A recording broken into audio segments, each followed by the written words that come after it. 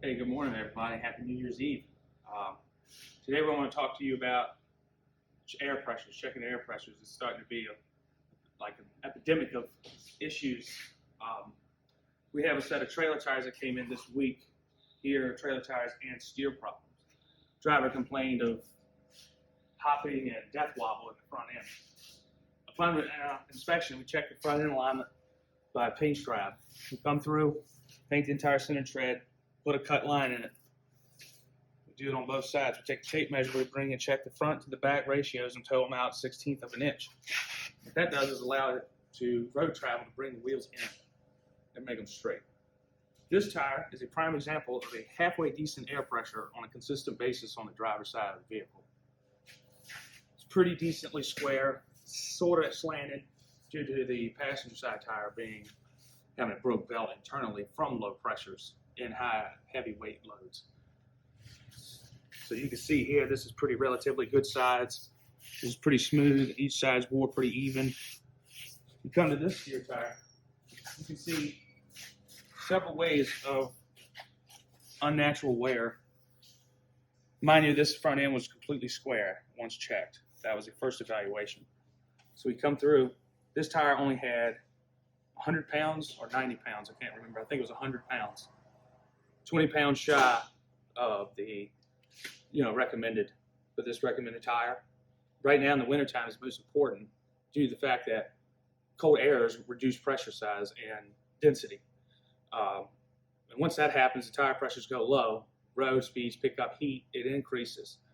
Between those processes of all that operating, you have tire with loose rubber. And when it does this number. And that's what causes this number. And then that's what causes the simple fact that the center tread is lower. I even brought a straight edge to kind of demonstrate the angles of this. As far as just the center tread there alone is out of square. It's not even nowhere near it. And you come to here. Now these tires, this is a result of a broken air tube on the trailer side where it was consistently leaking all the time. And this is how it turned out. The tread is being twisted and pulled and going down the road with load on it like this. And you'll see that it's knotted up where it's really gripping and not touching the ground at all. So it causes this to happen. And then this side was on the front side of the trailer, on the driver's side, on the passenger side of the front trailer. So we have low air pressures on both of these. These were at 68 PSI. Both of these tires are 68. This one was at 10. With that being caused, this total amount right here, due to the lifespan, what we expect out of a tire, and the lifespan we got out of this, a total of $1,000, and a possibility of breakdown or tire coming apart, causing risk and problems, and safety. Steer tire, broken belt, if it comes loose, it's going to send you where it wants to take you, especially with a load on it. These things are very critical. I mean, right now, this time of the year, it's essential to keep a consensual check on all tire pressures, front trailer, everything you want. Due to the simple fact is, this right here could lose $1,000 roughly, if not more. But with this being said, that could be money that went into a better situation for the driver or upgrades or anything like that. I mean, there's a lot of options we could do with $1,000 to make the driver happy or actually prevent this tire from exploding on the road, everybody's downtime, not making schedules, not making Sweetie Boy on top. This is holding us all back right here. It's a big deal.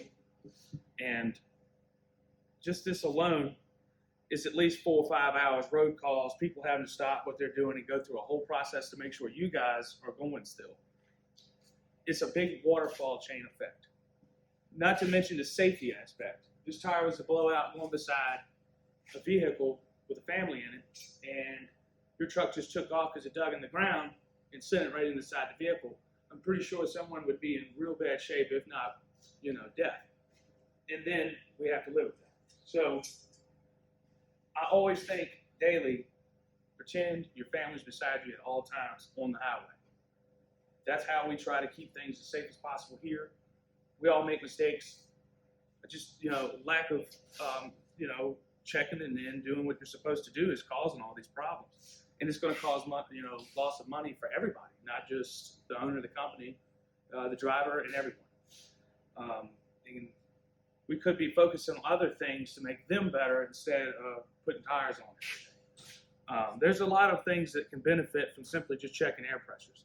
Now, the myth of the trailer system keeping the tires at 110 for you at all times, that's not true. It is designed based upon a low pressure reading to allow a solenoid to click on for air to flow to the tire once it is down under a certain amount of pressures, depending on what yours is adjusted to. So it's very critical, and the best way to check the air pressures is to unscrew from the center hub and take your air pressure stick and stick it on there, and it'll tell you the pressures, and you can inflate there as well.